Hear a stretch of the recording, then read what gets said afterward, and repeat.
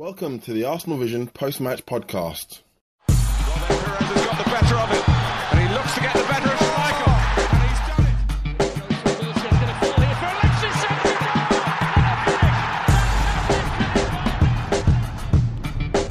Henry, chance. Three people with no lives spend a holiday weekend in America talking about terrible Europa League game. This is the Arsenal Vision post-match podcast. My name is Elliot Smith, and you can block me on Twitter at Yankee Gunner. That's right, we're here. You probably aren't. We're probably talking to nobody. There's no chance you will listen to this. There's probably no reason we should be talking about it, but we are. It's Cologne 1, Arsenal 0. But Campeones, ole, ole, ole. We top the group, which means we get to avoid one of the teams that will ultimately knock us out of the Europa League. And here to talk about it is Paul. You can find him on Twitter at Pausing in My Pants. Hello, Paz. Woohoo! Woohoo! And Clive is on Twitter at ClivePAFC. Hello, Clive. Hello. Tim is drinking, from the pictures I've seen, unfortunately, small beers, but he's drinking them nonetheless in Germany, and presumably is all pissed up and can't be on the podcast. But we will talk to him at some point in the future. In any event, let's kick it off. And here's what we're going to do, just to give you a little rundown so that you don't leave yet. If you're thinking of like, oh, God, why am I listening to this? You should have that thought at all times during this podcast. But we are going to talk a little bit about the Cologne game, primarily focused on two players that we think are relevant to the discussion of the game and discussion of the team in the future, and that would be Jack Wilshere and Ainsley Maitland-Niles.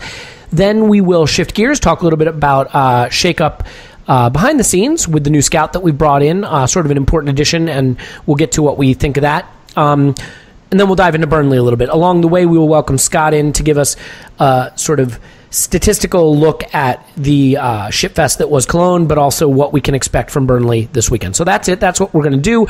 We'll start it off, though, with Paul. And I think at this point, look, the Europa League has been a chance, as the Carling Cup has been. Carling Cup, listen to me. What am I, 1,000 years old? The Carabao Cup has been a chance, unlike in the past, not just for young players to try to make their mark and try to earn their place, but for more established veteran players to show that they should be closer to starting for the first team than being squad players.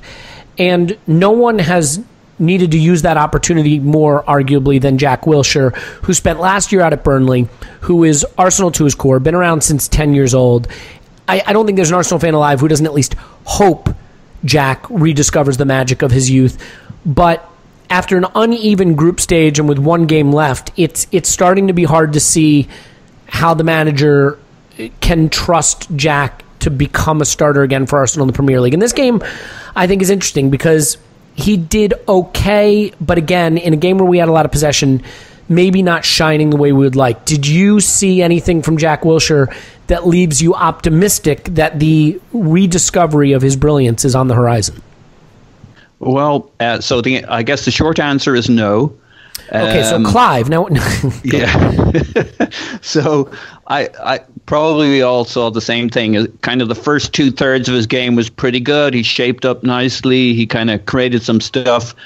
But as we got to the box, he kind of over-elaborated, and maybe that was just because they were there in such numbers and the options weren't there.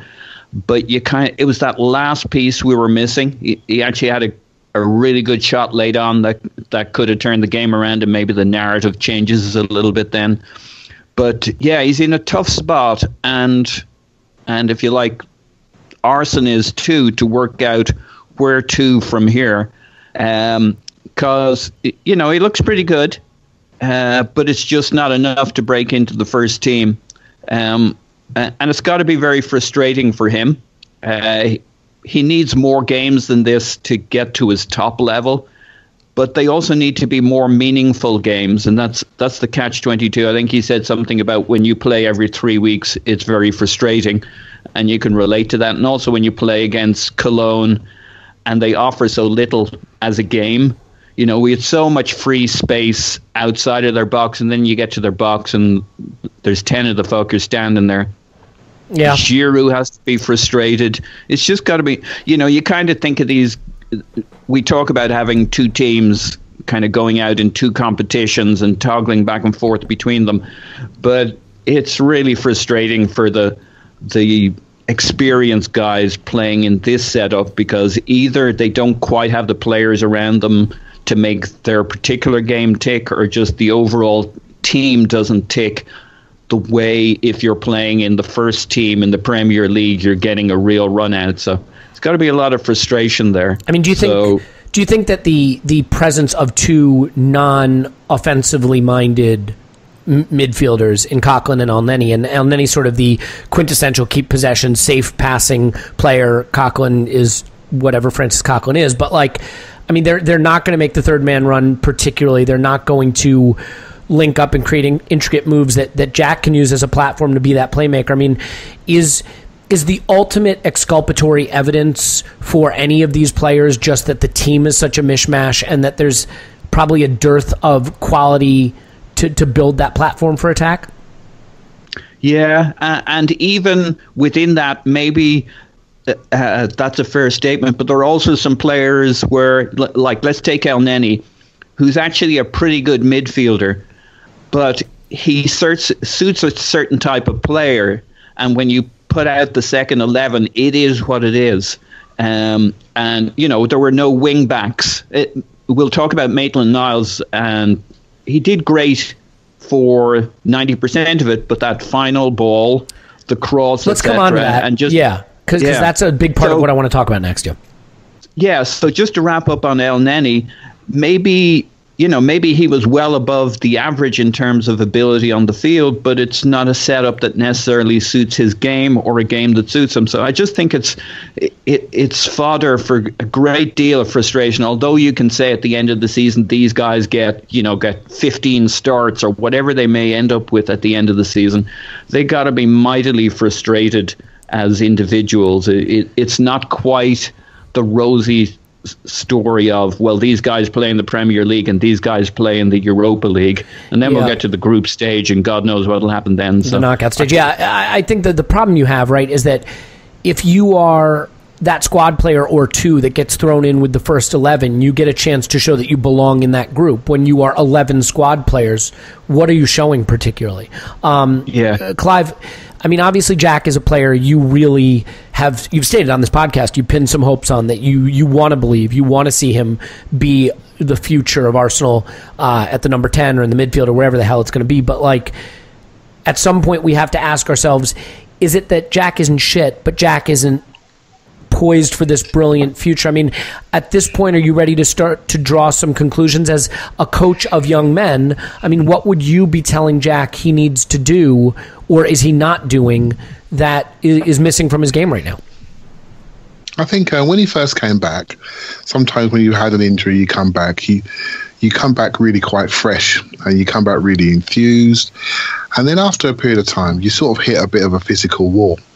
And what Paul's, who's spot on actually, what he's alluding to is it's very difficult for him to get a rhythm when he's playing every 2 or 3 weeks, right? So, and I do think the people that he's playing with are not actually helping him. They're different people all the time, different experience levels, and it's very hard for him to get on a wavelength with them. I'm sure if you put him around like-minded brains like Alexis and Ozil, they wouldn't even have to think. They just know how each other move. But I've always had one issue with Jack, and I'm not sure it's something he can fix, actually. And I think football is changing. It's becoming more athletic. And his body has changed over the last few years. With him being injured so much, I just think he's bulked up his lower body. And I think he looks mechanically just not as good as he used to look. Not as light on his feet. His touch doesn't have that same close control. Everything seems a little heavier and lumbering. It just your eyes don't lie. We can all see it. He can still do lots of very good things, right? But in that company, he must feel as though he's got to do it all himself. In top company, he can just pop it off, get it back, and it becomes harder to track. So I don't want to rush to judgment on him, because I think Paul's absolutely right. I think it's the players that he's playing with, and I think, we've all seen him play with Giroud, for example. Not to criticise him, but Giroud plays one way. We all know how he plays. He looks for first-time layoffs, and they look for it too. Cologne could see it happening. As soon as Giroud got the ball, they just put bodies around him. And do you notice how many times Jack got kicked in this game? A lot of times he got kicked, he's put to the ground, because they could all see where the move was going, because no one else was really getting around. So Jack was striving to get us going. but no one else was getting around Giroud. And I think Jack ends up in areas where he's not really that good. He was in centre-forward areas trying to win headers on crosses, and it's all because he was just trying very, very hard. So when I see a player trying hard like that, I don't want to rush to judgment. The one thing that does concern me is that football is becoming a very athletic game. It's about what you do off the ball and on the ball. And I look at his body now, I look at his body type, I look at what he's developed into, and I do wonder about his athletic ceiling. I don't worry about his talent, I worry about his ability to run around consistently in big spaces. And I think that's why he's not trusted at the international level, although we all know the international level is probably similar to the Europa League level. But at the international level, he's not trusted. And the manager would rather pick big running athletes that can't play. And Jack can play, but maybe he can't run in the same way. Right? So, see, and I think that's a mistake personally, just because I think the pace and the physicality of international football is much lower than Premier League football, where the pace is frenetic and intense and there's a lot of physicality. I think someone like Jack, who still has an eye for space and pass, can be effective in the international game, but his lack of range and mobility as he's gotten older and gotten through the injuries is more of a liability in something like the Premier League. Plus, the English team have kind of used him as a bit of a Pirlo, where he can sit back and they kind of build it around him. So he doesn't need to do, even within the English team, he doesn't really need to do the really physical stuff. Yeah, but you know what, Paul? You took my next point there. I mean, no, it's good. Exactly what I wanted to go on to, right? The next point is, we're debating whether he can get back to a level, but there's a secondary debate. What is he? Is he a deep lying midfielder? Is he a second number 10? Is he a single number 10? We're not quite sure what he is, right? So England wanting to play deep, we wanting to play higher up. He ends up playing higher up and doing a lot of work in wide areas, which I think is a waste of his ability. He probably needs to be a one behind two strikers, really. That's the armchair that he needs. Don't you think, though, that really it's deep-lying trequartista libero? I mean, that's what it feels like for me. I'm just making up words. Well, it's a debate. It's a debate, isn't it, guys? It's a debate. And for me, he's still the alternate Ramsey. So I agree with he does not have the engine to play it that way, though. That's the problem. It's a totally different way of playing it. Yeah. But he'd be the guy who steps in for that position. He wouldn't do a Ramsey, but that's I see him as the second pivot. Oh God! I still think the other central midfield. You want to find a player, and guys, correct me if I'm wrong, but I think when you look at any player, you want to say, do they have one skill that is elite? And if they do, can I put them in a position to utilize the elite skill they have? Jack used to have a burst and a dribble and a trick that was elite, and you could put him in central midfield, and he could carry the ball and break lines with his dribbles and start the attack. He doesn't have that anymore. I still think he can have elite vision. Are we sure? Well, it's not showing itself if he has it, but here's what I would say. I think he can still I've seen some of it. All right, fair enough. Let me do my bit, and then you do your bit. I think he still has elite vision and movement around the box, and he can still be elite with his little balls and dagger balls, hurtful balls in the final third. So to me, to answer your question, Clive, that you didn't pose and to cut you off in the middle of what you were trying to say. That's okay. No, it's fine. Is that I think to get the most out of the elite skill he has left, you probably want him closer to the box. I mean, would you agree with that? That makes sense. Maybe not with such a static centre forward. Although some people think the Giroud-Jack combination is great. I think that's because of one goal against Norwich, but okay. Yeah, I'd like to see him play against a striker who's on the half turn. So those passes are not coming back to him, but they're going through and someone's running in on goal. It's all about people that you're playing with and the end result and the output. And I think the debate about Jack will go on because I think he's best in a three-man midfield on the left side of a V. With someone behind him and someone to the right. Potentially he's a number 10 behind two strikers. Potentially he could be the deepest man on his own in a one. And he's got the ability to do a lot of things, but that creates a debate on how you see him. Some fans want him to replace Xhaka in midfield. I'm not sure he can do that. In this system that we currently have, I think it requires athleticism that Xhaka struggles with. I don't think Jack is any more athletic. So I think that's an issue. So again, we just got a player with all-round abilities that's fighting for his game, that's trying very, very hard to come back to a level, that we're putting him out there with the dirt tracker team, the midweek team, and that hasn't got the same level of quality, ingenuity, and initiative that the first team has. And then I'm hoping we don't rush to judgment on him. Again, the only fear I have is not something that he can potentially change in a short space of time. And that's just his body type and the requirements of the modern game, the athleticism, the sprinting, the off-the-ball work that's required to be a top-level midfielder. And there are midfielders out there, in my opinion, that haven't got an ounce of the talent that he has, but are built in a way, physically, that allows them to really contribute and to be trusted by their management. And I think Jack has got to find a role within our team, a role for himself that he's trusted. And I think if he keeps fighting, he may make it. But there is another angle to this. Potentially, his game now suits a different league. And there's a debate that maybe Italy or Spain, where people fall back into areas, and the ingenuity that he has to drop the ball on a sixpence into crowded boxes, that would be so appreciated in another country. Whereas in our country, we like the running and the fighting and the tackles and the big bodies. So I think the problem you're going to run into, and Paul, I'll give you a final word on Jack, but the problem you're going to run into here is I don't think he's done enough to where the manager really feels like he can trust rotating someone out of that first 11 in favor of Jack. I mean, we may see it because he may feel indebted to him, and we know this manager has increasingly started to pick teams that way as he's gotten older. But Jack's comments make it clear that this isn't the role he wants, and I think, as we already know, he chose to leave to go to Bournemouth to get playing time. I think it's probably going to get to the point where Jack and Arsenal are not going to agree that his future is at the club. I mean, Paul, is that where we're headed with this? I'm afraid so. I think it'll take an injury, a very well-timed injury for Jack to really get a look in. And like I say, I kind of like him in that other midfielder role, kind of doing the Santi thing, because I think that we are actually missing today.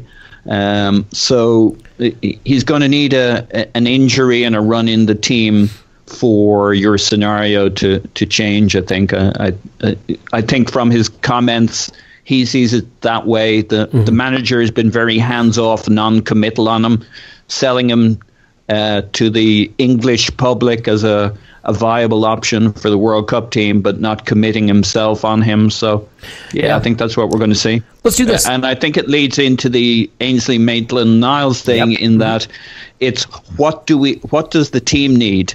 Personally, I can see where we could use a Jack if he can just get up another level.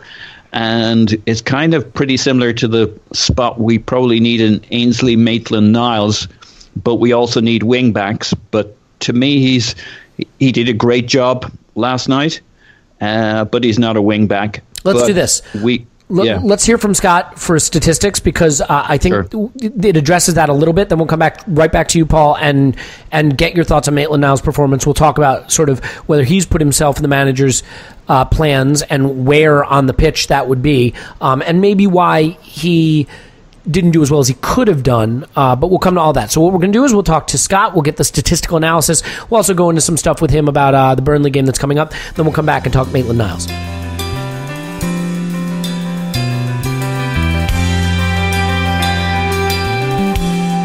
What could be more interesting than a boring match that we lost 1-0 in the Europa League?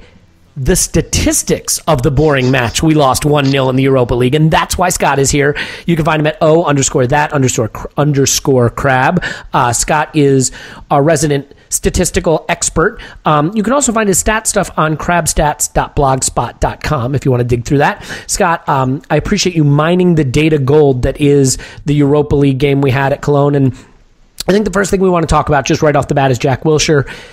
A lot of talk after the game that Jack Wilshere is not getting to the level where he would put himself in the frame to start Premier League games, to start important games. And while I don't think he passed the eye test in this one, in a game where we had a lot of possession, statistically he did rack up some interesting passing stats. So what do you see in the data behind Jack's performance? To me, he was one of the few bright spots in the match. So, I mean, I guess if I was to rank the players, I would have said Ainsley Maitland-Niles, Alex Iwobi, and then probably Jack Wilshere. in these games, you are looking for your veterans to kind of provide that little spark for you, to push you through, especially when you're starting, your B team and your kids. And for me, Jack Wilshere was really the only of the veterans that really provided anything on the day. So as far, and while, I think there's some people that may disagree with that in terms of what they saw with their eyes, what do you see in the data? So he was actually the leader on the team in passing value added, with a 0.43, which is in the 99th percentile. Actually, let me take that back. He was just behind Ainsley Maitland-Niles in the value added passing. And so to me, he was really progressing the ball well. I do want to caveat this in saying that Arsenal had 70% possession, so they were really not getting challenged in these passes. So that would definitely skew these numbers upwards. You could have seen that in almost all of the guys passing well in this match, but not really providing the final ball. Mm-hmm. But Jack Wilshere was one of the few guys that actually did provide the final ball. He had two key passes, and he provided one of them, which was the through ball to Ainsley Maitland-Niles, which was our best chance of the day, our only big chance. And so his overall XA was 0.45, and he was one of the few guys to get some shots off, and he had 0.31 XG. So overall, Arsenal created 1.1 XG, and Jack Wilshere accounted for 70% of that. Yeah, either by XG or XA. Or the XA, yeah. So, and this is a good time to kind of quickly refresh on PPVA, the progressive passing stat that you've kind of crafted. This gives a positive value for passes completed further up the pitch, negative value for passes that are not completed, and based on the zone. So if you miss a pass in the final third, you don't get dinged that bad. You miss a pass in the defensive third, you get dinged pretty bad. You complete a pass in the defensive third, you get a little notch up. You complete a pass in the final third, you get a bigger notch. Middle third, middle notch. So, sort of like that, right? Exactly. That's essentially it in my layman, Luddite, or idiot terms. Exactly. So, I mean, the easiest way to think of it is, so every spot on the field has a value. It becomes more valuable the closer you get to the opponent's goal and the closer you are to the center. So, obviously, the spot, in the 6-yard box in the center is going to be the most valuable space on the field. The corners on, your defensive side are going to be the least valuable. So, moving forward and moving center are good. So the only thing I would say about that is, in a game where you have a lot of possession, you can rack up PPVA by completing low value passes, but just completing a lot of them. Exactly. XG chain, which measures your contribution to passing moves that build to a goal, to a shot. Admittedly, they don't value your role in it. They just give you credit for being involved. I mean, do we have XG chain numbers for him on in that game? Exactly. No, he came out at the 0.7, like I was mentioning. He didn't have anything beyond really his shots that he created and his shots. But that was 70% of Arsenal's XG on the day. So he contributed to what little we did create. He did do enough with the passes that he made to build up a decent progressive tally. He was contributing to the shots we did get off, and given the fact that we're looking for silver linings, again, none of us are saying he jumped off the pitch and put himself in the frame for a first team position. Statistically speaking, he did some of the things we'd like to see Jack do, and obviously some of that's undermined by what the eye test tells you, but I think it's great to have that data to at least suggest that maybe this wasn't the depressing performance from him that we may have thought. As far as wide positions, you mentioned something to me before we came on and recorded that I thought was interesting. And that is that, we've been using those wide positions a lot this season. Bellerin and Kolasinac are really important in terms of how we have been building play and attacking, and crossing from wide positions is a big part of how we then create shots. But in this game, the wide positions we got into, we weren't able to use as effectively, correct? That's exactly right. So Arsenal attempted 30 crosses, which is well above their season average. But just 3 of those crosses actually turned into shots, which is 10% and is a very shockingly low number. What would be a good number? Yeah, you would expect it to be closer to 25% or higher than that, especially with a target man like Oliver Giroud in the match, who's known for getting on the ends of those kinds of crosses. So overall, not a great day from our wingbacks. They did, to help them out, they did provide quite well in dribbling. Arsenal were very dribbly. I think this is probably the most they attempted 37 dribbles and completed 28 of them. So we were attacking in that regard. So that was at a team level. But maybe more individualistic attack than a team-oriented attack in that respect. Exactly. So those dribbles did not turn into great shots, and it looks like they would dribble and then cross, or dribble and then make a pass or something like that, because it was not turning into actual, line-breaking moves that, gave you a free shot on goal. Right. So moral of the story, Jack didn't look great statistically, maybe a little better than we thought. Wide positions, got into them really well. Had the opportunity to deliver crosses at a higher rate than ever, in part due to the fact that we had so much possession.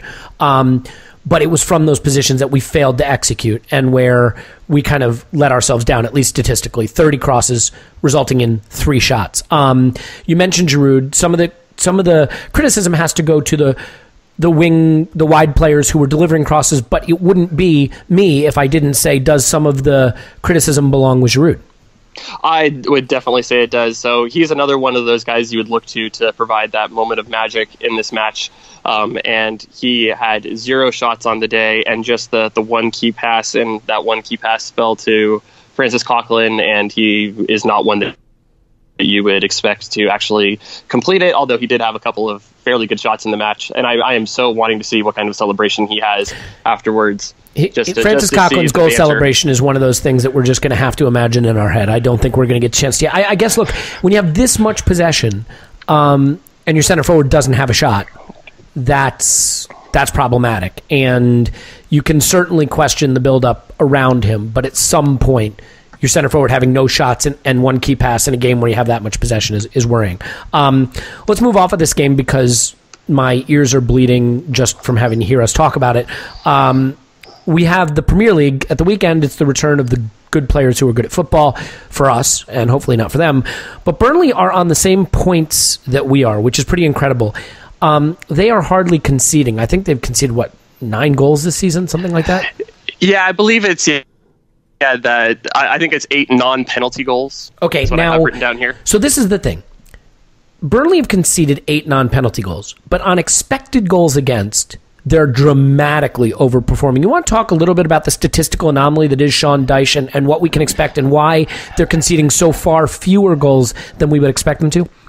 Yeah, so this is something every week when I pull the data, I kind of go through and I look at things and find things that interest me. And this is something that really piqued my interest this week. So, yeah, you're talking about their goals allowed. So they're 4th place in goals allowed, just behind Manchester City, Manchester United, and I believe Tottenham. And they do not expect that on your XG allowed. So they have allowed 15.8 XG allowed, which is 14th in the league. So they are overperforming by nearly 50%. So, the almost 7.5 goals doesn't sound like a big amount. But at this point of the season, nearly overperforming by 50% is huge.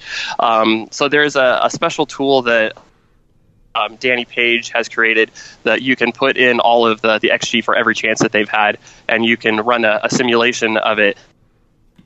So I did that with their chances, and the probability of this actual result happening is 0.22%. So that's 0.22%. So you're saying there's a chance? Yes, this is way out in that left tail of the distribution of chances. So we would definitely expect them to be more in the 14 to 20 goal range allowed instead of the 8 that they're actually at. So that actually brought me to the conclusion, it piqued my interest more for investigating what is going on with this. So one of the first things that you see when you watch them, and admittedly I haven't watched a ton of Burnley because, well, I like attacking football, but they are tied for first in the amount of blocks that they make. And this is about the only stat that they produce on the defensive zone, because they don't tackle, they don't do interceptions, they don't even really foul all that often. So let me just jump in here and see if I'm interpreting right. What you're saying is they let you get into their final third, they let you progress the ball, they're willing to put all the men in the box, pack it, and say to you, you can get a shot off, but you can't play into our box and into big chance range. and we're going to block those shots. I mean, is that really it, that they take a more passive approach to defending and just try to put bodies in front of the goal? Exactly. So that is exactly what the stats say, and that's exactly kind of what the eye test says. So, yeah, they are tied for first in blocks. So 37% of the shots that they face have been blocked so far this season. Wow. So 37%. Exactly. So that is definitely tied for first, I believe, with Brighton, who also give up a lot of shots, but follow that passive kind of defensive model. So I went through and I looked at what those blocks have actually been worth, and they've been worth 3.5 expected goals. So that right there brings things down a little bit better and makes it a little bit more in the realm of possibility. How they have conceded, that would be 12.2 expected goals compared to their 8. So that's a little bit more within Ryan, what you'd expect. And so I ran the simulation again, and this actually happens 1.6% chance at the time. So this is a little bit more realistic, but that still leaves them overperforming expected goals by about 25%, and that's still fairly high. So then I looked at what they're actually doing on a save rate perspective. So they have had Nick Pope and Tom Heaton both basically having career years for them in goal. They are saving 83.7% of the shots that they faced on target, which is right behind Manchester United and Chelsea.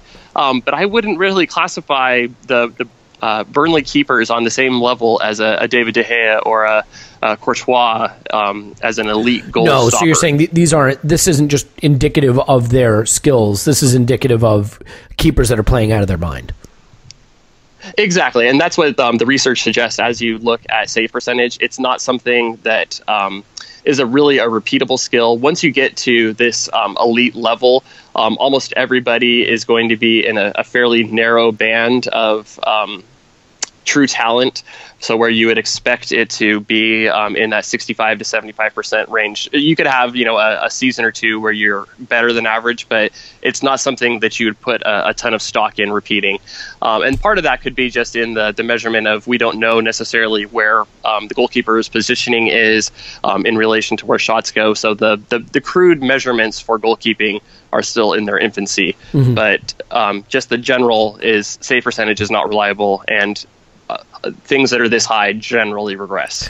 So, all right, I mean, the good news here is it sounds like they're overperforming the defensive approach that they have, that their defensive performance, even if you take into account that XG isn't capturing the essence of what they're doing, it still sounds like once you account for things like block shots, the combination of the keepers and the shots they're blocking, they should still be conceding more. So maybe the best advice for Arsenal here is shoot a lot, stay patient.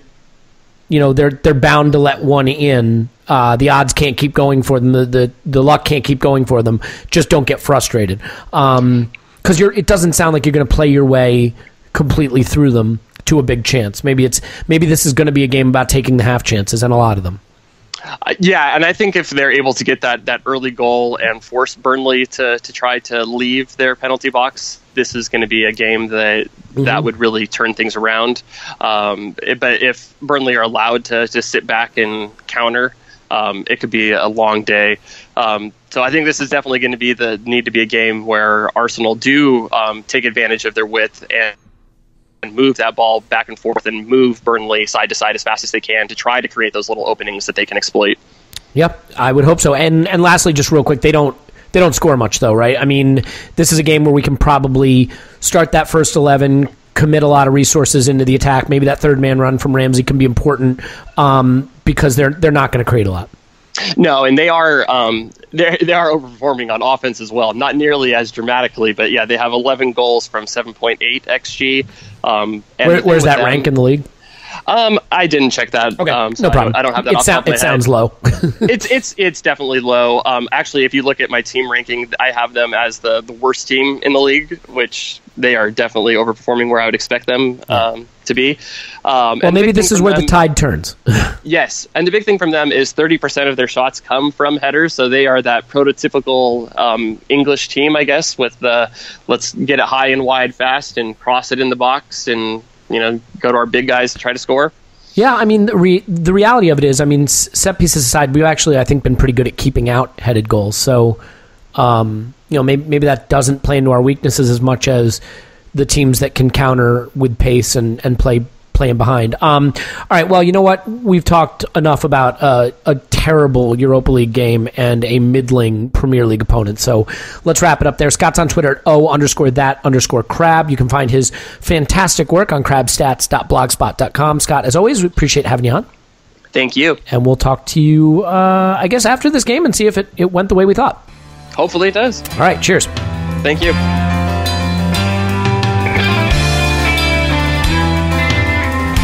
Okay, so that's a statistical look at what's going on. Let's get back to Paul to talk Maitland-Niles. And so, Paul, one of the things we cover in that statistical segment is the fact that Arsenal played 30 crosses in the match. They got into wide positions well.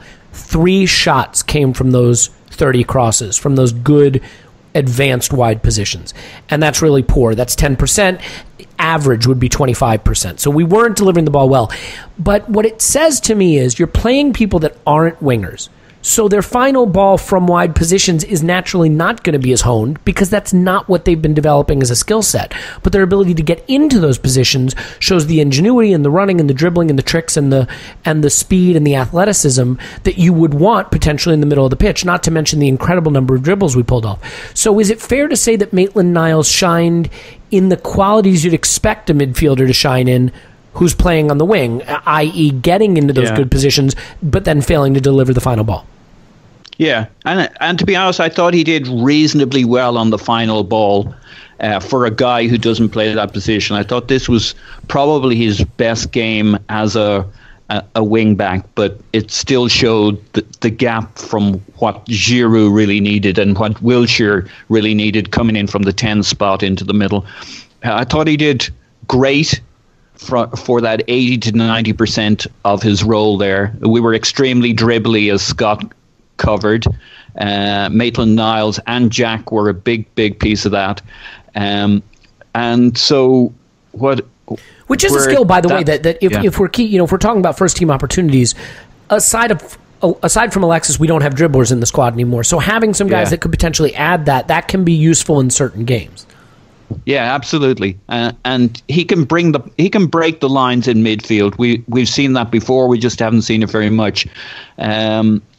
If Maitland-Niles is going to be a standout player for us, as opposed to just a squad player, to me it has to be in the midfield. I'm not saying he can do it, but if he could play a position and nail it down and be a standout player, it's going to be one of those 2 central midfield spots. The thing I've really worried about with him is his decision making, and this game was his best by far. I don't think he really put a foot wrong in terms of the choices he made. He's just not a wing back. So if that's a sign that he's maturing and feels more comfortable in the team, and this game, he's going to come away. I don't know if he got man of the match from our side. Maybe that's a bit meaningless when you lose. But if he comes away feeling like he was the man of the match, maybe that'll give him a little bit more confidence, and we'll see some better decision making, because he'll need that if he ever gets a shot at the central midfield spot. I'm not sure he'll get that this year, but I'd love to see him get it. Well, I mean, here's the thing you have to remember, right? I mean, Xhaka Ramsey just about works. I don't think any of us would say it's like the dream partnership, but it just about works. The minute either of those guys isn't available, you're all of a sudden into plan D. You're not even on plan B or C. I mean, I don't think anybody, including you, Paul, wants to see Francis Coquelin starting a lot of games in central midfield. No. I think Mohamed El Neni is extremely limited, and while we may consider him safe, against teams like Burnley, for example, who are going to put 11 men behind the ball, safe isn't necessarily helpful. Then you're getting to Jack and Maitland-Niles, and those are the kind of players that you're choosing from at that point. I mean, unless you're going to drop Iwobi back into the midfield too. So, I mean, Clive, is that really it? Is it Maitland-Niles and Jack that are maybe making the argument now to be the plan C or D we'd be on if one of Ramsey or Shaq is not available? And do you think that Maitland-Niles' run in the Europa League has done enough for you to edge him that much closer? For me, he's been one of the standouts for the season for me. And for the season? Yeah, in the Europa League season. Look, in the Europa League season. I appreciate that you've even watched the Europa League. I think that shows commitment. But if you're picking anything from our Europa League campaign as a standout for your season, I am worried about what is going on in the rest of your life. Okay, mate. So when I say Europa League season, so the Europa League is really is all about what can we find out? What can we find out, and how many minutes can we get into experienced legs? So that if we have injuries, when we hit the Christmas period, we can rotate people in who are not cold, they're warm, they're ready to go, and they can go to the extremities that are required to win a Premier League game. That's what this game was about. There were other players that could have played, but they made sure they got some minutes into experienced legs because they know in December there's a higher volume of games. There's 3 league games coming up very, very quickly, and we cannot play that same 11 3 times in 7 days. So this game was all about preparing for the rotation for the first team. And then I look at the older players that we're finding out, the players that are contract issues, we're finding out if they're any good, we're finding out if they're committed. And then we've got a group of young players that we all know, the Willock, Maitland-Niles, Nelson, Sheaf, McGuane, Macy. These are players that are doing pretty well at their age group, but I thought showed up pretty well in the times we've had in the first team. And I look at Maitland-Niles, and we spoke about Jack being not maybe a modern athletic footballer. Well, let's flip to Maitland-Niles, should we? I mean, physically, he's incredible. His pace has got to be up there in the top 2 or 3 in the whole squad. His recovery speed is amazing. So whenever I look at a player, I always look when a player comes into a team, I look at the things that he does quite easily, because that tells you. So I look at Maitland-Niles, and you look at someone like Nelson, and Nelson is obviously an extrovert. He's a showman. He's a dribbler. He wants it one-on-one. He's not scared. He's only 17, but he's got to be he's got to be in the top 5 17-year-olds in the country, right? So he is a super talent potentially in a couple of years' time. Maitland-Niles is 19, 20. He's further down the track. He's had some league games in the Championship, but he can see straight away from a football perspective his personality is quite introverted. He doesn't go and get the ball initially. He doesn't go and search for work. But when the ball breaks down, you see what he's got. So that tells me he likes to go and get the ball. He likes to recover ball. He's quite defensive in his default actions, right? So what I was really pleased about in this game was he showed offensive personality. He went and got the ball a little bit more. He wasn't been sitting there being reactive to situations. He was being proactive to situations, even on his left side, high up, probably the one position he wouldn't want to play. At the England youth levels, he's played number 10. He played in centre midfield. He played on right wing. The only place he hasn't played at England level is on the left side. So we've stuck him into the left side in Arsenal first team games. So now we're thinking about what the squad needs. And I actually think the squad actually needs a real serious backup for Bellerin, because I think that position is very important to us now. The wing backs are incredibly important. We know you've got Monreal who can slip in on the left-hand side, but we haven't really got anyone who can duplicate what Bellerin can do and offer the defensive security that's required at a Premiership level.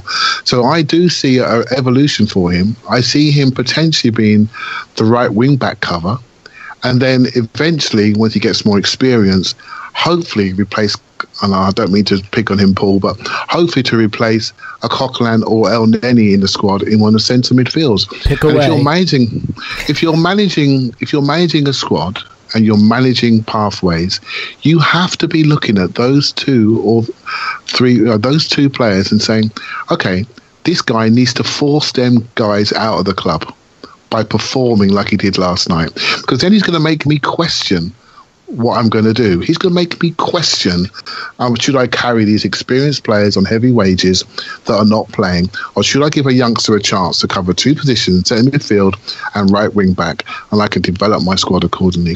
And that's what the manager should be doing. So I'm really pleased what Maitland-Niles did, because he's now showing the personality that's required to play at the top level. And he's getting that from the Europa League, the minutes that he's getting, even though he's on the left-hand side. I'm not worried about it. As long as the manager's not judging him as a left wing back, as long as he's judging him as a first team player, I think he was really, the only kid who got. I was just going to add, Clive, when you think about it, he was the only kid who got 90 minutes last night who started. Now maybe that was Good call. Out of need, but still very interesting. Yeah, physically, he's really coping. And in the last game, I don't know if you noticed in the last game, his best period was the last 20 minutes. And in this game, he played the whole game, never looked like coming off. In the earlier periods when he's played, he has dropped away in games, he's faded, he's played for 40 minutes, 50 minutes. And suddenly now you're seeing a 90-minute player in the B team at the top, at the first team level. So it's not long now. And we might see him in December. We might see him very quickly. You know, Bellerin could have a little tight hamstring, and we need to have the speed in those areas. We need to replicate what Bellerin gives us. And I personally think he's the closest. I know some people listening to this will be thinking, well, it should be Nelson, but we all know what Nelson really is. He's not a right wing back. I would like to see him transfer that into the Premiership team.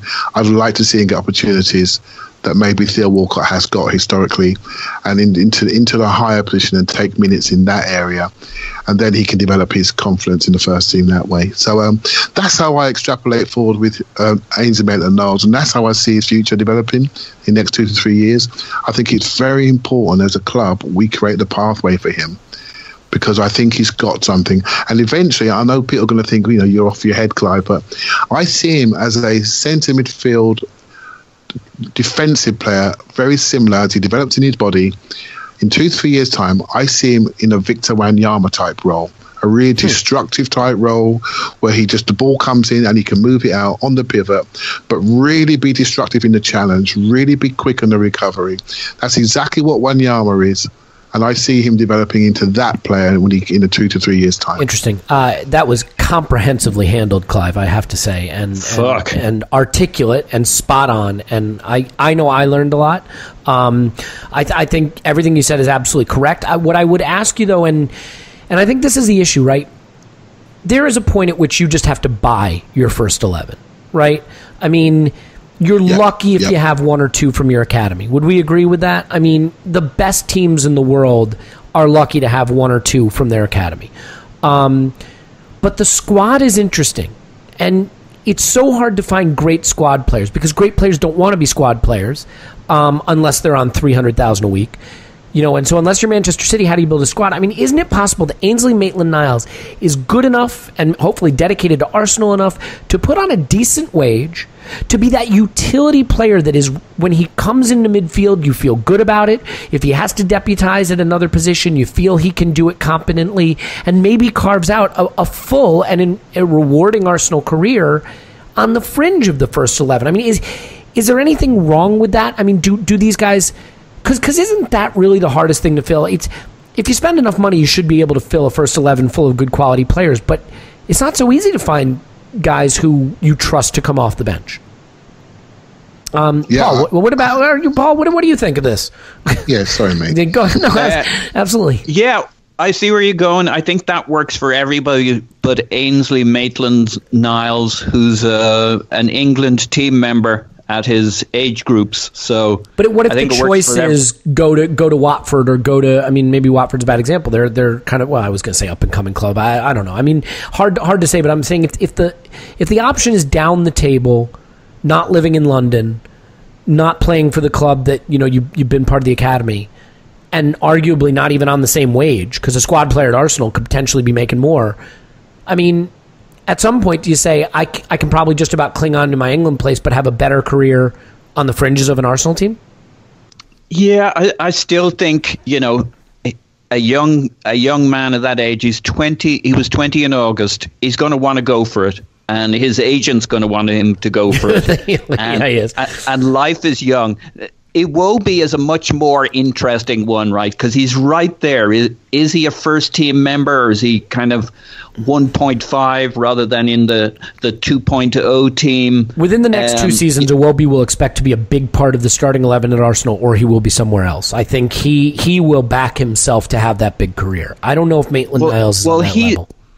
He's the one that I could see kind of drifting between those two worlds and being at Arsenal for a long time, because if you keep moving the goalposts on a player like that who's right in that spot, you could keep him ticking along for 3 or 4 years that's fate, not necessarily the manager. So I could see him being with us for a long time without ever fully cracking the first team. But he's not really that utility player you talked about. So no, and on your other point, no. Okay. So a last little piece on this before we move on. And by the way, just some bookkeeping here. I mean, we would have talked the concerns over Welbeck getting subbed at halftime, but the manager's already come out and said it's nothing. It was part of the plan, so that's good. He's fine. He came through his 45 minutes fine. That's all that matters. We can talk about the dive that was a dive and not a penalty, but it was a dive, and we all agree it was a dive. As we've mentioned, as Paul has mentioned, I don't want to put this on Clive or I. These things all balance out at the end of the season. Paul's been very clear on that, so we can move on from that. And no one at Arsenal is allowed to say penalties because we don't want to make Czech feel bad. So, anywho, last quick thought, Paul. Everton were begging us to take £30 million from them for Olivier Giroud. And I think even I acknowledged that there was a value to keeping Giroud and that maybe it was important to keep him. But at the end of the day, this is a 31-year-old striker who... at City, we started Alexis at center forward. Lacazette is our first choice center forward, and Danny Welbeck is potentially our second or third choice, depending on what you see of Alexis. Are we maybe getting into the spot now, having watched Olivier Giroud struggle when he has played this season, where maybe you have to say, we might be losing Ozil and Alexis for free. 30 million for Giroud might have been the right move? And I wonder if we're getting into the spot where Giroud's thinking, shit. Yeah, I should have gone to Everton. He certainly hasn't made the argument for getting back into the first. It always felt, even when Giroud was out of the first 11, that he was a very minor injury or drop in form away from getting right back into it. It doesn't really feel that way right now, does it? No, and Lacazette started the last French international. And there are other strikers there too, and other forwards looking to push in. So I could well imagine him going into Wenger's office for a heart-to-heart, and I really think Wenger had him come back this summer because Giroud decided he didn't want to go, and I bet Arsene was well surprised. I'm sure he thought Giroud was on his way, and he said he would have let him go, right? He said he was prepared to, and I can see why people were thrilled that he stayed. But I think now that we're seeing what his role is, and also what his level has been, unfortunately, that maybe the 30 million for a 31-year-old striker in a season where, again, as we've been over it, we're going to lose some assets for free. If you combine that with what we got from Oxlade-Chamberlain, that would have been a nice offset. Clive, I must say I don't see much of an issue with his level. I just don't think he's having the minutes, and the team isn't set up to play around him, which may end up just being the same thing. Yeah, that's fair. Go ahead. Can I say something on Giroud quickly? I think Paul's absolutely spot on. I think with Giroud, you remember his better seasons. He played every minute of every game for us, where he was the only option. And now I remember. He's had some success he's had some success from the bench. So we've asked him to change his rhythm, and I think he's really struggling. I don't think he can. His timing is off on his layoffs. He's not quite sure where he is at the moment, and I just think he's struggling. He's looking like a rusty player. His hold-up play isn't great anymore. That's what's been really surprising. Exactly. He used to the ball used to just get sucked into him when they played it long, and now that doesn't happen. Yeah, he's not so accurate on his layouts. Some of his layouts are the wrong ones. When there's one around the corner, he's taking the safe one, going backwards. He's just having a bit of a struggle, right? So, but I do think that 30 million is still there. By the way, I don't think that's an issue. If he went on the market tomorrow, it'd be the same money. When I watch him, and I do like fast, agile forwards, so I have a bias for that. And when I watch him play, I see limits to our game.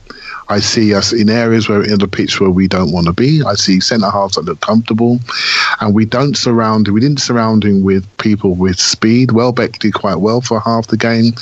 I wonder if him coming off, it means he's going to play at Burnley. Wouldn't surprise me. But he needs that speedster, and maybe again we stick to this formation 3-4-2-1 because that's what we do. But really, if we're going to play this formation, we need to have two forwards, one so Giroud's got a partner, and it takes Jack off the sides, put him in behind two forwards, and we go from there. I really feel if you're going to pick this second 11, and obviously their major benefit is the first team gets rested, we've got to give them a chance to be in a formation where they can get closer to getting closer to their top game, rather than there is going to be situations where we're going to have left footers, right footers on left hand side. We get it, but surely we can get a formation that can get more out of more players. And I think we're failing them in some way. I think it's a shame the manager hasn't done that. Yeah, and I mean, you see it all over the pitch. It's a conversation for another day. I mean, I think, for example, we can all agree Callum Chambers, not a wing back, not a fullback, not a wing back. But yeah, like the Giroud thing is tough in the sense that a lot of people adore him, and I can totally understand that, and he feels like a real Arsenal man at this point. But it's a lot of money for a guy that maybe isn't in the plan and is certainly on the other side of the best part of his career, of peak years of his career. Anyway, let's wrap it up on Europa League. We topped the group. That's all you can ask for at the end of the day. We did it without having to use first-team players, essentially, and it's mission accomplished.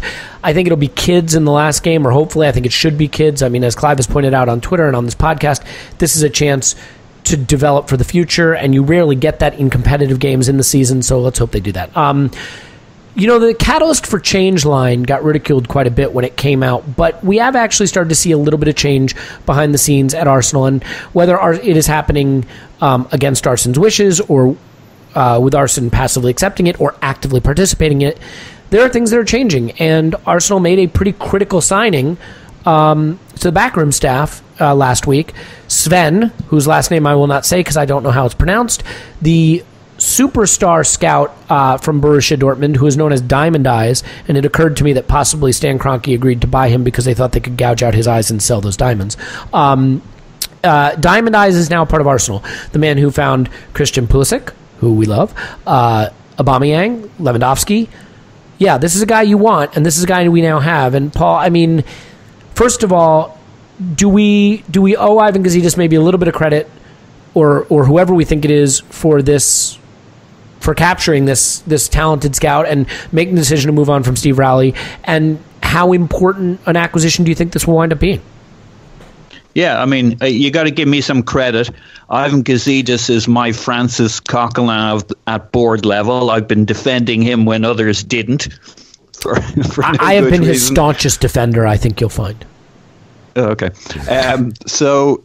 I think Ivan, there was all that talk about if Ivan didn't get his way coming into the summer with the Wenger decision, he should walk. And I thought that was utter bollocks.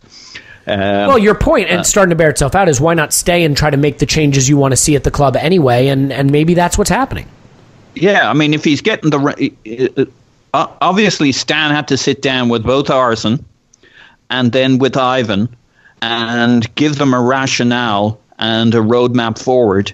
And I suspect he was very clear with Ivan that he supported Ivan's PowerPoints, which he's been putting up for a few years now, about what needed to be done and what needed to be changed. And he found a way to accommodate both. And that's what I hope is happening. I like to see this as part of it. I think people who say, the people who said, we're getting this Sven guy in. So that's the end of Tuchel. And this is the start of the transition. But to somebody else, I still suspect Arsene's going to be with us for a while.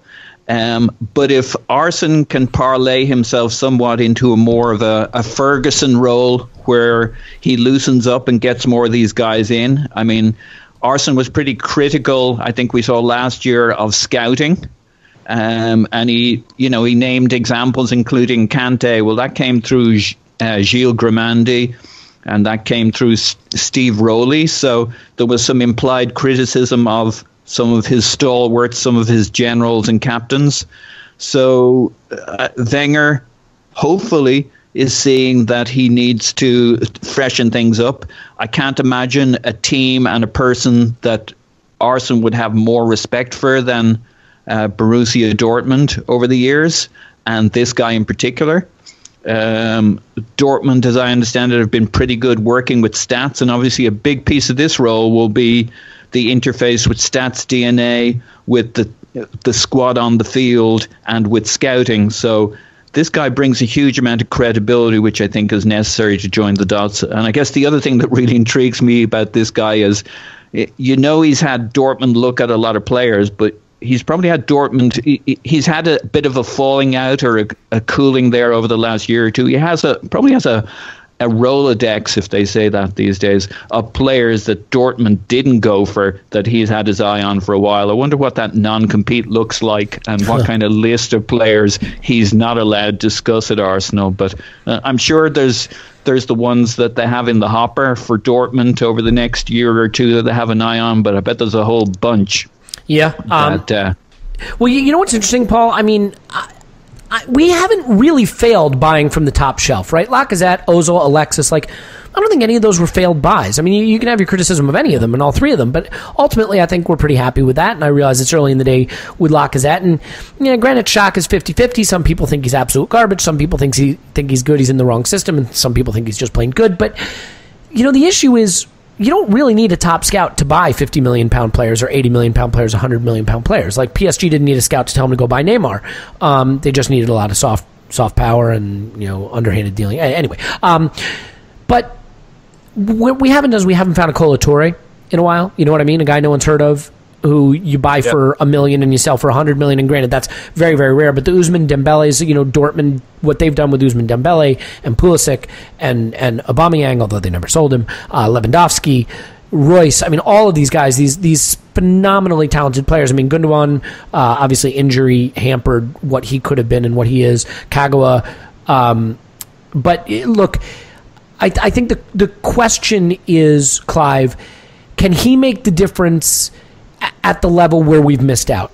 At the 15 million, 5 million, 20 million, the 22-year-old that becomes a £100 million player between 22 and 25. The 17-year-olds, the 16-year-olds, it's hard to hit home runs there. The 80 million pound players, they're pretty easy to spot. Can he make the difference in that area we've been missing?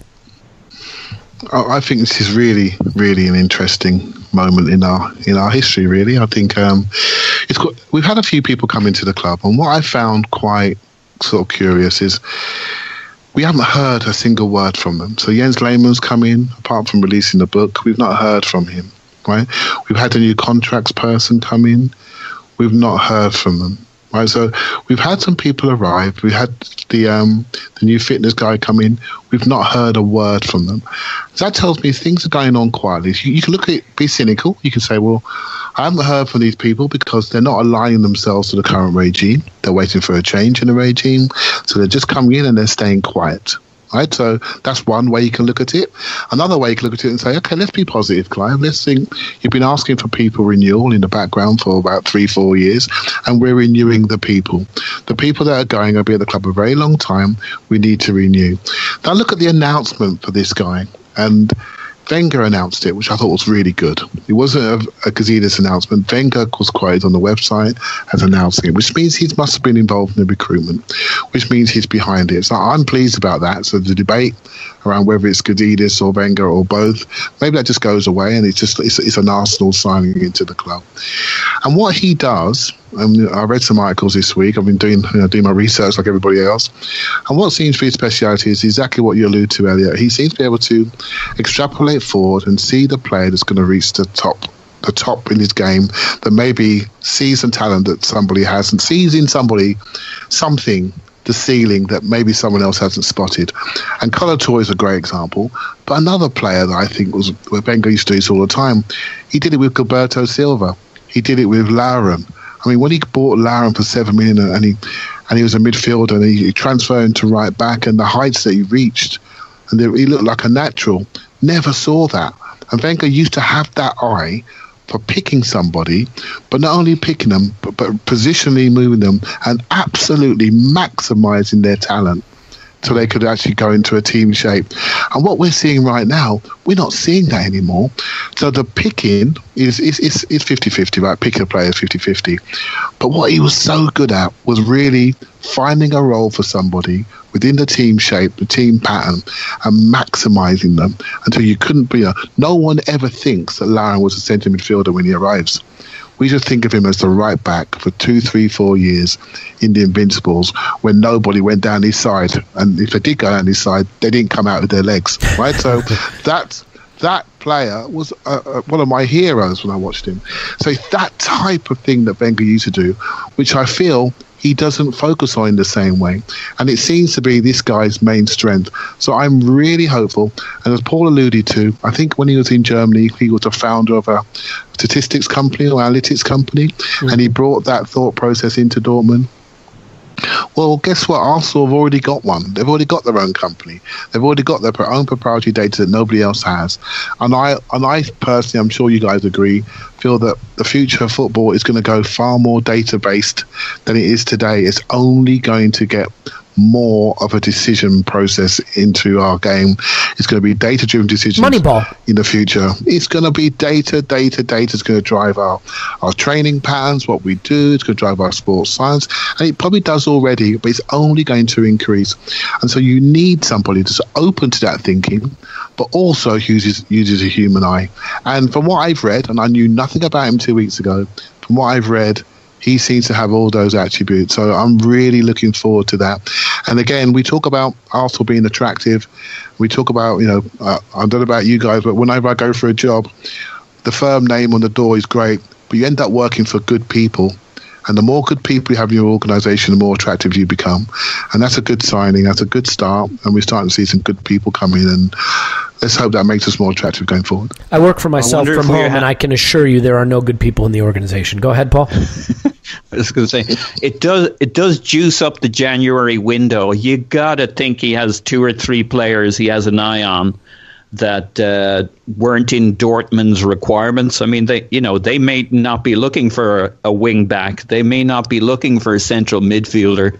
So he's bound to have a couple of players he's really fancied. The other thing is we spend a lot more than Dortmund do, so there could even be players that are a really good fit for us in our budget that just didn't fit the Dortmund model. Well, I think it's the wages in particular, right? Because, I mean, Ousmane Dembele, they bought him for $15 million. They sold him for $100 million a year later, or 2 years later, whatever it is. I mean, that can fuel a club. Look at Liverpool even. Selling Suarez and Sterling could have sent them back to the dark ages. You have to use that money well. And you can't look... Arsenal have financial might to compete right below the tier where Chelsea, City, and United are. And that's good enough to keep us fourth. But to keep us first or get us to first, you're going to have to be able to find 30 million, 35 million, 20 million, 15 million pound guys that maybe would have considered Dortmund, but we'll give them 150 grand a week where Dortmund give them 80. And those guys have to turn in 100 million pound players because A, 100 million pound players can win you the league, and B, 100 million pound players can then bring in the revenues that renew you and allow you to renew the talent. This is the key. I really do think recruitment has been the single biggest non-coaching problem at the club. And I think that making a change there can be the single biggest factor to the renewal of the club. But let's end the podcast quickly talking about Burnley at the weekend. And it's a tough game. I mean, they're on level points to us. They're not allowing a lot of goals. We talked about it a little bit in the stats section, but I want to quickly get thoughts from you guys just on what to expect. I mean, Clive, they're going to sit deep even at home. They're going to block a lot of shots. Do you think the manager will go right back to the first 11 that we saw beat Spurs 2-0? And what do you expect from the game? I think he should do. It would be nice if he did, because they've certainly earned the right to start another game. It's interesting what he's done with Welbeck. I think Welbeck will either play potentially, or he'll be 12th man. So I'd like to see the same team start. Burnley don't take many shots. They concede lots of shots from distance. I think they give up chances. So I think this is about execution. This is about composure in the area, making sure we execute. Once we execute, the game becomes stretched, and I think we'll be fine. I think it's very important that we score first. Burnley are the second media darlings after Spurs in some ways, because in their squad of around 30 players, around 21, 22 of them are from the British Isles or Ireland. So they're very, very British in their approach. They've got a British manager. They're quite very much a 4-4-2 team. So yeah, it's going to be hard. And what this is massive for me. This is a cup final game because everyone expects us to lose or drop points. I'm really hoping we can follow up the Spurs game by putting them away, and that's my biggest hope for the weekend. Yeah, I mean, I think it's so important that we score first, but I think also, and this is kind of the deep dive that I add to the pod, apart from whatever else I do, I think it's also important that we score more than they do. I think if we do that, we're going to come out with the 3 points. Paul, your thoughts? Who needs Scott? Who needs Scott with that? Fucking hell, right. Yeah, thanks, guys. Yeah. Paul? Yeah, wow.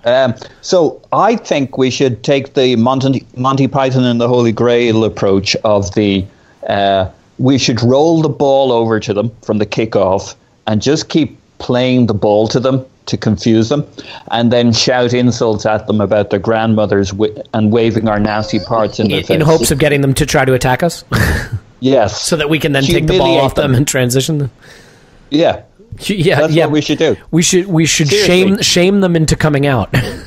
Yeah. They're playing at home in front of their crowd. They'll have to do it. Yeah, I don't think so. No, but I do think the key: switch the ball quickly, move them around, keep moving them around.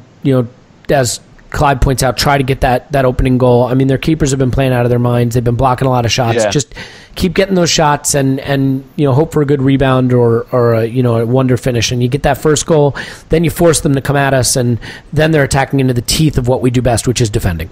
And in any event, Scott was great with that. We can leave it there. I think we need 3 points at the weekend. Look, this is the run. This is the run now. No more international breaks. 27 points between now and the end of the season are up for grabs. We beat Spurs. We're on a high. This is the game that kind of confirms the trend. You know what I mean? This is a huge game. It's a huge game. And with Huddersfield following it, it's a chance to get on a run. And I believe Chelsea and Liverpool are playing each other on Saturday. Yeah. So a chance to potentially leapfrog one of them, or maybe both of them, well, at least one of them, depending on what happens. So we'll hope for the best. Paul's on Twitter at Pause No My Pants. Thanks, Pause. Woohoo! Clive's on Twitter at ClivePAFC, and thank you, as always, Clive. Thank you very much. Yeah, my name's Elliot Smith. You can block me on Twitter at Yankee Gunner. Give us a 5-star review.